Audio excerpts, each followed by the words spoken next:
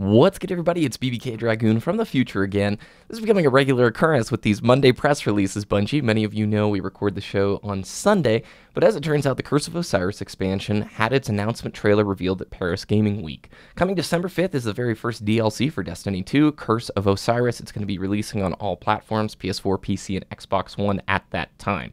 This takes place after the conclusion of the Destiny 2 campaign, and you're going to be dispatched to Mercury on a quest to find Osiris, the most powerful warlock to ever have lived, and to discover the answers humanity needs to fight back against the Vex. And so Osiris is a character, fairly significant character from the Grimoire and the lore in Destiny 1, and it's going to be very cool to actually get to see him, meet him. He's going to have dialogue. He plays what looks to be a very significant role in this expansion, and he is a major figure in the lore. So how this whole thing breaks down is the expansion is going to bring with it all new cinematic story, and new and returning characters, a new destination to explore, Mercury, and this one's cool, the Infinite Forest, which is on Mercury, and we'll talk about that in just a second. The new social space that you get to visit is the Lighthouse, so those of you who went to the Lighthouse during Destiny 1, this looks to be the new social space. However, it looks to be destroyed in some of the shots of the trailer. Very different lighting effects, and the place looks like it's been hit pretty hard. New missions, new strikes, new raid content, new free roam activities, a world quest to complete, and more. So I want to touch on the Infinite Forest real quick. The Infinite Forest, it was revealed a little bit later in the press that it is going to be a procedurally generated activity. And what that means is basically the environment is different every time you go back in. If you've ever played Diablo, they've got all the textures and all the tile sets, yet the game itself actually builds the pathways a little bit differently each time you will load up a particular map. Okay, that was a pretty terrible job of explaining it, but you kind of get the picture. You'll go into it, and each time it'll be a bit different. I don't know what the gameplay itself is going to look like in there, but that's pretty cool. We obviously are getting some new PvP stuff. Footage of the maps actually leaked out. I'm not sure if I can talk about some of that gameplay that was thrown online a little bit early. And then also, new strikes. I imagine it's going to be one new strike for everybody who's not on PlayStation 4. There is an exclusive PlayStation strike returning, just as they've sort of continued that trend going. The main point to highlight here is new raid content. The phrasing of that has the community really worried on two levels. First of all, if it was a brand new raid, we would feel like they would have phrased it just as new raid. But when you hear new raid content, it hints at a couple of things. Are they adding a new room and boss to the Leviathan? I think that would be a pretty big disappointment for the community. We all know that raids take Bungie a lot of effort to produce, but that is a theory that's being thrown around because of this phrasing. Another theory is that they're going to rework the Vault of Glass and bring it back from Destiny 1. If you watch the cinematic trailer that was shown, Osiris is jumping around and shooting Vex in the Vault of Glass, so there's a high likelihood we'll be revisiting that location, as it looks like it plays a major role in the story. All that we'll get to discuss in great detail over the next coming weeks. I know Ditty's very excited to talk about this. Osiris is a character he's looked forward to meeting for a very long time. If you guys want to check out some of the awesome images, we will leave links on our website, destinytheshow.com, to it, and just enjoy today's show. We're going to be discussing the PC release, the Ban Fiasco, and also the really great news from Christopher Barrett about the coming quality of life updates. Have a good day. It's DTS 173, and the PC launch of Destiny 2 has happened, and it was a little bit rocky. There were some bans, some memory leaks, but at least it's pretty, right?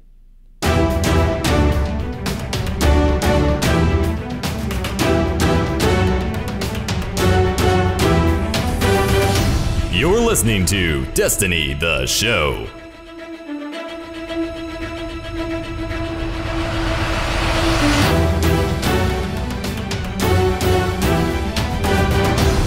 What's good, everybody, and welcome to Destiny the Show, the Destiny news podcast to keep you, the Guardian, ahead of the curve in the world of Destiny. I am BBKDRAGOON, joined as always by my great co-host, Ditty. What's up, man? How was the week treating you so far? You're playing a lot of Warframe. I'm just going to spoil it to the audience. You and I both have gotten pulled into Warframe, and I was almost sad Destiny 2 on PC came out this week because it pulled me away from Warframe. Yeah, I have been playing a lot of Warframe. I didn't get Destiny 2 PC, of course. Right at the launch, I'm going to be joining you guys at the first DLC. Figured that'd be a really good time for me to jump in there, just because I don't have a lot of whole time because to redo everything that I've done on the PlayStation. So I just in my free time I'm just doing a slow grind on Warframe. But everything else, oh my gosh, this last weekend has been freezing. The last couple mornings was like 38 degrees outside, and I'm in Texas, and I'm not used to this. And man, so many things going on right now. Staying super busy, that's for sure. I think it's warmer up here than it was down there. This week is pretty packed, though, to be honest. So we have the PC launch. We're going to talk about the first week of the PC. Some of it went really well. Some of it went super badly, especially when we're talking about the bans, the memory leak, and just sort of the way the communication was handled throughout this last week with Bungie. Then we're going to talk about an element that is really positive. Great news from Christopher Barrett, talking about what's coming next for Destiny 2. I really appreciated this type of communication, addressing a lot of the community concerns. Unfortunately, we don't have a lot of concrete dates about when these things are going live.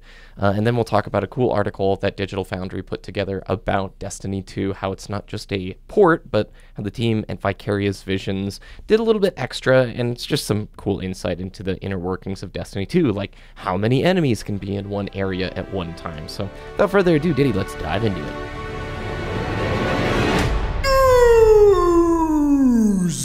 All right, Ditty, so even though you didn't pick it up on the PC, I did, and you followed it super closely. I know you've been watching Reddit. We've been talking back and forth a bunch.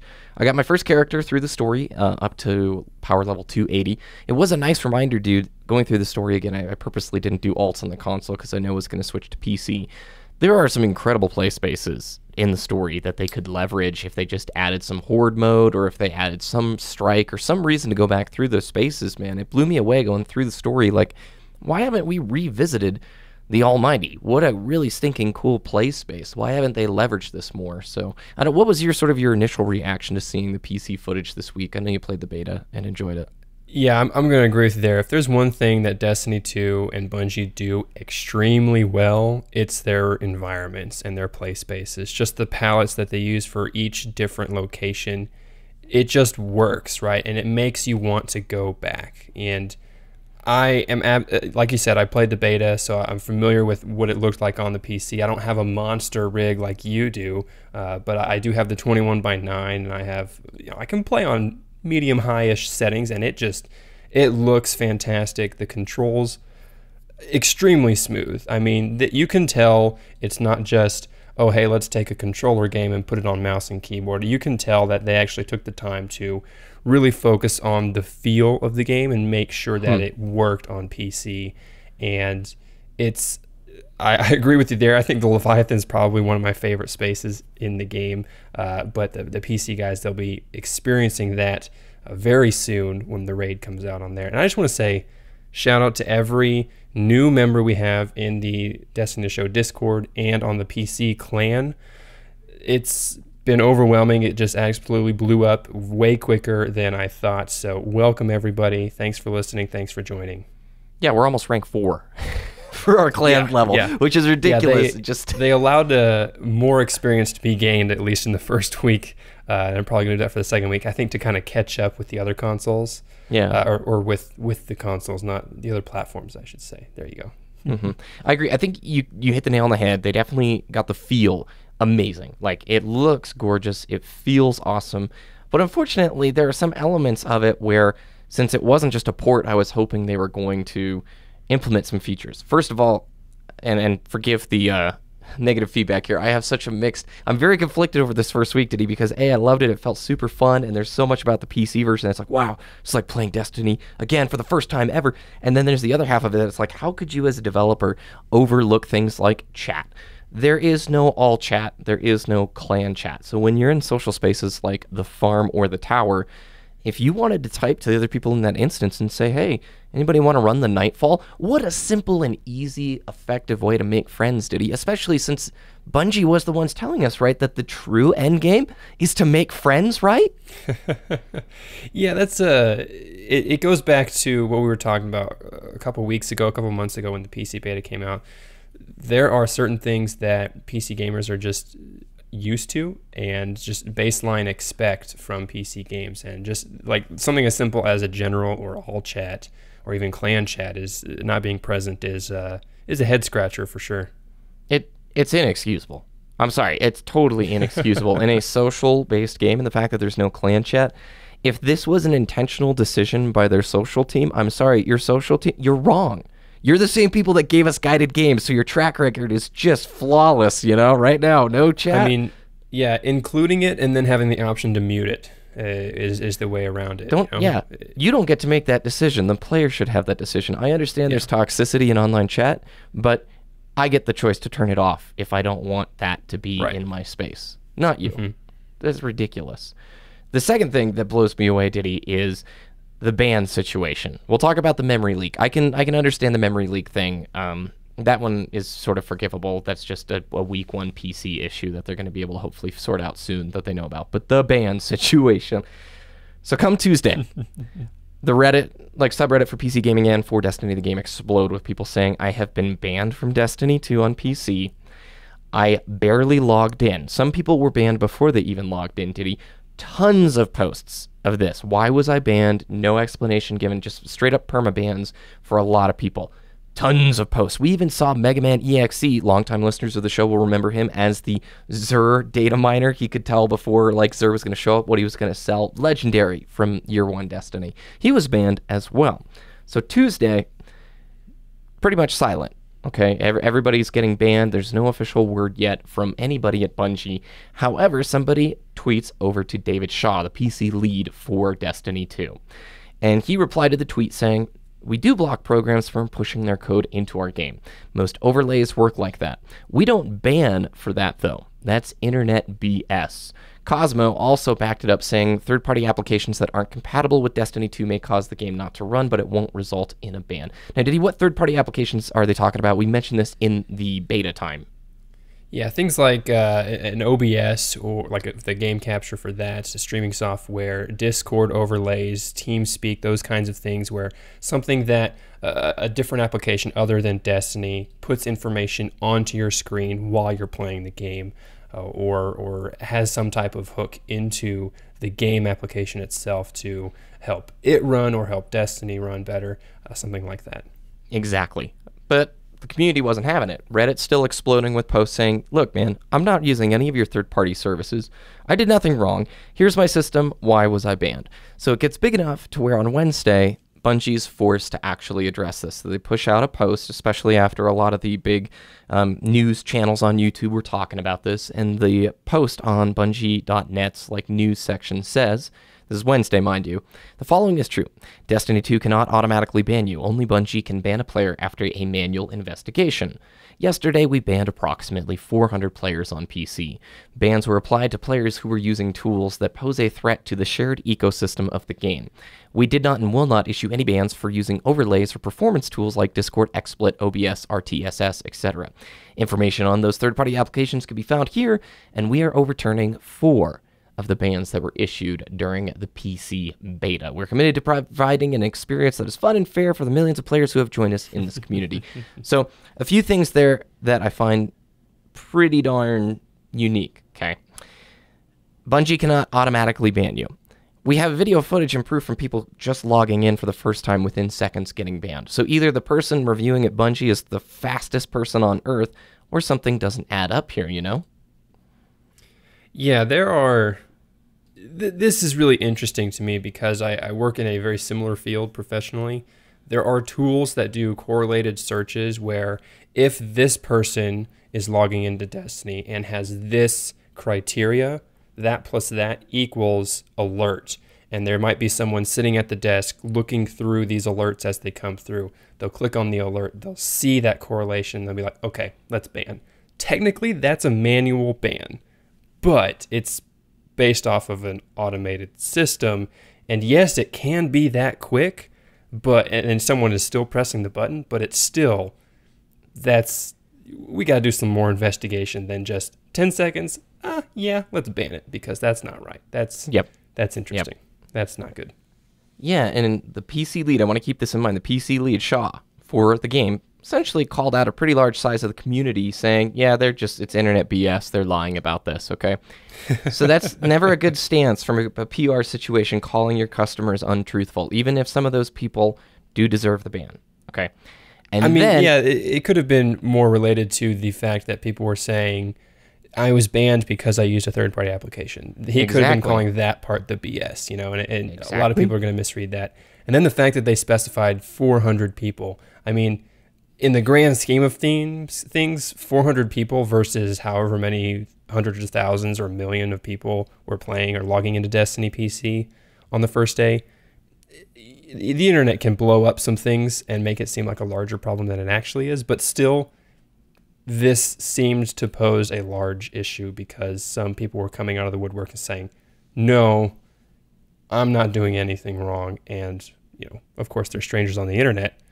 We have to make that judgment call whether to believe them or not. Yep.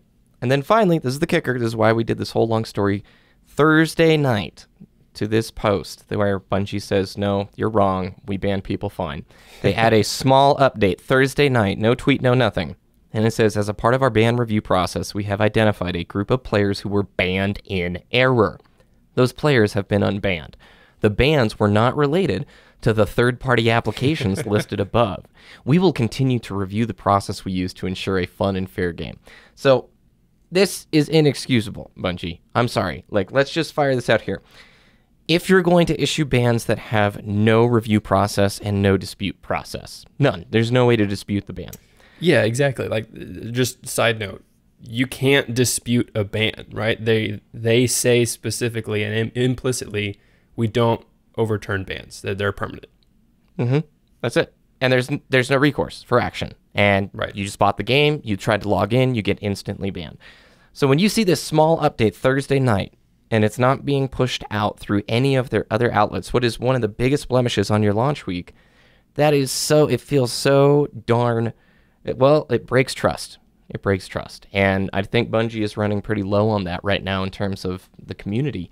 It's not a good look for Bungie at all, and especially when they're saying that some of these bans were made in error. It's totally not because of those third-party applications listed above. Then Bungie, what is tricking it in your system? I understand there is tons of red tape and legal mumbo-jumbo you have to go through in terms of everything that you push out and press-wise. But some people are thinking, Ditty, it's maybe because they have mod tools for Skyrim, or maybe they have a mod tool that gives you an FOV slider in older games like Modern Warfare 2. And you sent me a great comment this week, right, from a pretty grizzled PC veteran. Yeah, if there's one thing that the PC community can do very well is report an issue correctly, right? There were multiple posts this one I sent you specifically, and this is what is pretty common within the PC community with any game. They listed the PC specs, the operating system version with the version of what Windows updates they're up to, and then a list of applications installed on their computer and what might have been running at the time. All that information is perfect because it gives the developer, Bungie, as much information as possible to review that person's particular case and then run an investigation based on that list of criteria and that list of details that they provided. That is beautiful. And I love seeing those kinds of posts because it's like, you're saying I'm wrong? No, here you go. Here's my proof. Mm-hmm. Yep. To close this off, I know this has been kind of dark, but Bungie handled this super horribly.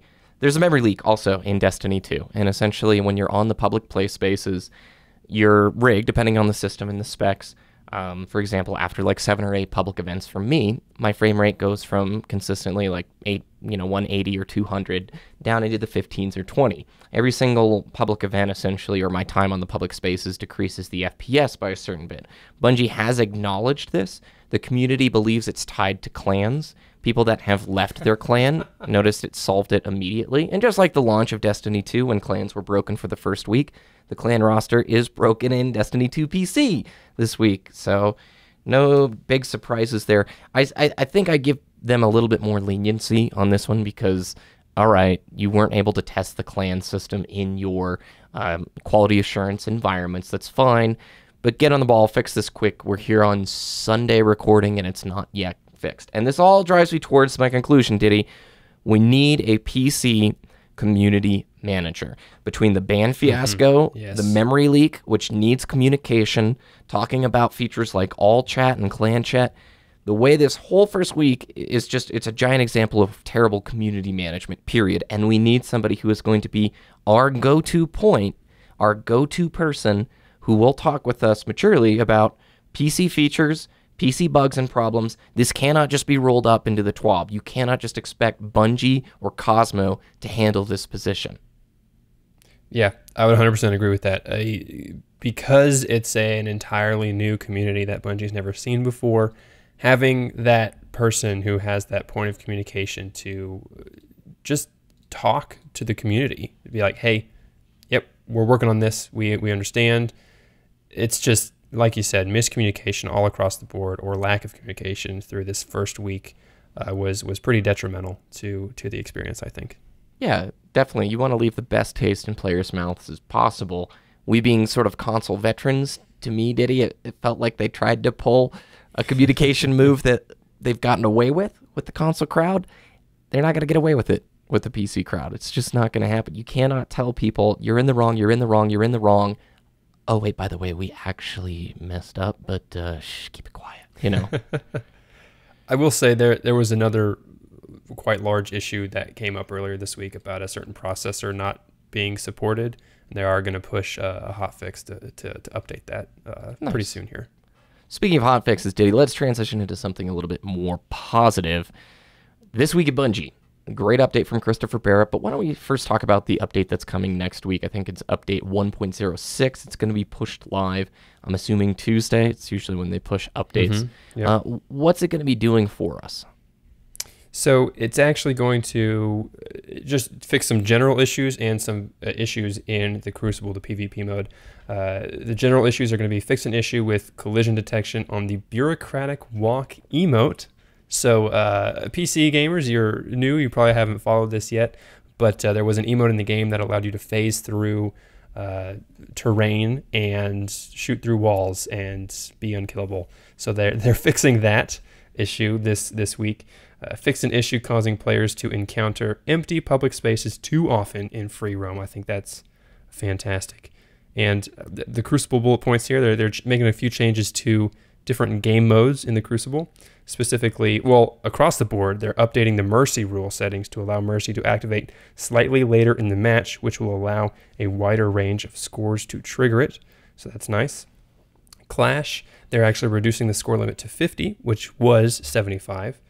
Control, they're reducing the score limit to 90, which was 100.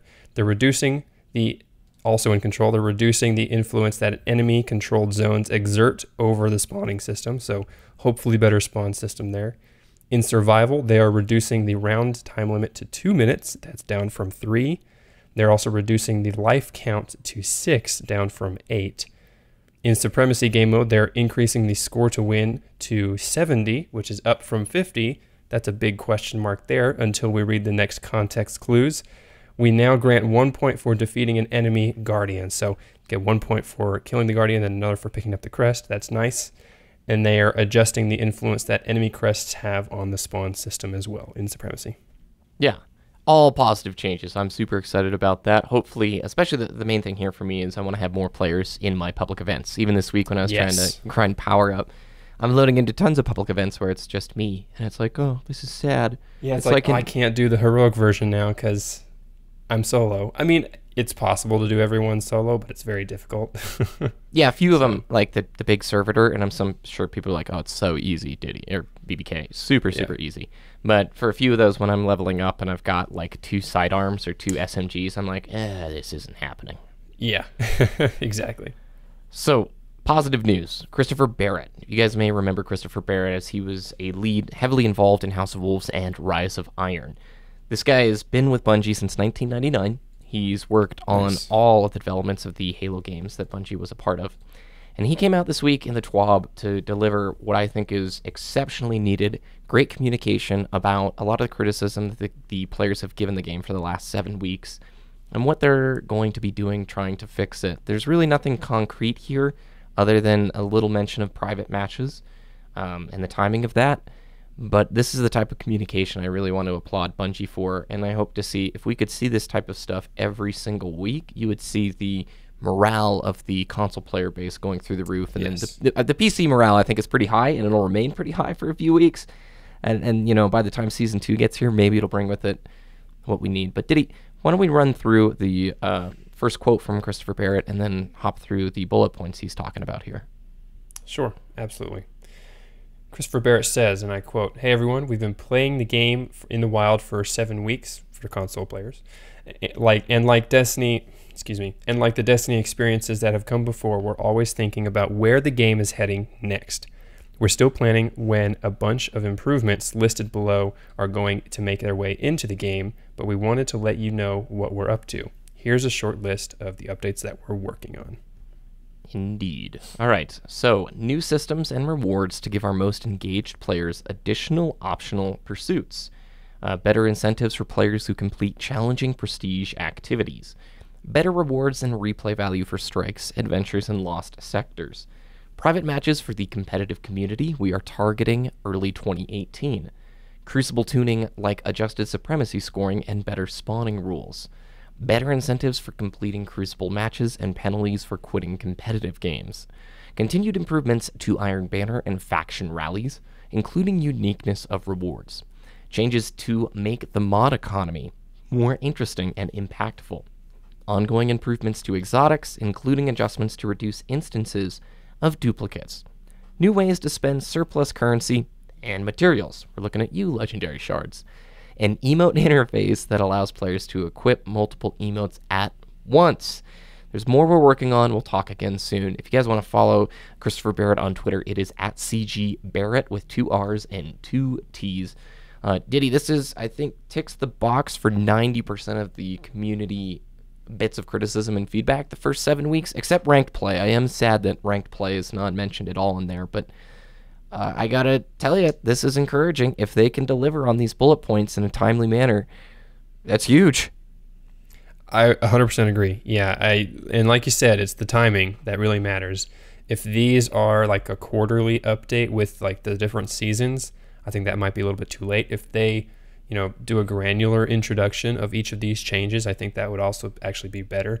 But I think the main thing we can see from these bullet points is they are working to better incentivize people to play the game and specific activities. Like this one bullet point about there it is, replay value for strikes, adventures, and lost sectors, right? That's all PvE content. I'm a PvE mainly player because I love that, because shooting aliens is better than getting outgunned in the Crucible. And I think like in Destiny 1, we had the strikes where if you stayed in the strike rotation for longer without quitting and going back to get your loot, you increased your rewards and experience gain and that kind of thing. So that leads me to believe something like that will be introduced to the strikes, the adventures, the lost sectors. Every single time you replay one of those things, you're going to have better rewards rolling into that. I think that's a really great idea. Yeah, I want to hit on that point, especially since you and I have been playing a lot of Warframe the last few weeks. Warframe's gameplay, for people who haven't done it, it's quite repetitive. I mean, it's pretty much you shoot enemies in either a horde mode or a modifier of a horde mode. It's all horde mode, basically, 4v4 horde mode with a few different game types in there. Mm-hmm. But there is a never-ending stream of things you're trying to collect in terms of materials, rewards you're trying to build, and frames that you're trying to acquire. And so I really want to hit on the point that Destiny's gameplay is super sticky. It's really fun, and I would have no problem diving into it on a daily basis, running through strikes, going back through, like I said, some of those story missions if they would give better incentives. I don't think Destiny 2 has like a content problem at its core. I think it has an incentive problem at its core. And so these bullet points make me really excited. If you can add really great rewards, progression loops that basically give a better reason for hardcore players to work at day after day, week after week, you'll see engagement go through the roof, I think. Yeah, agreed.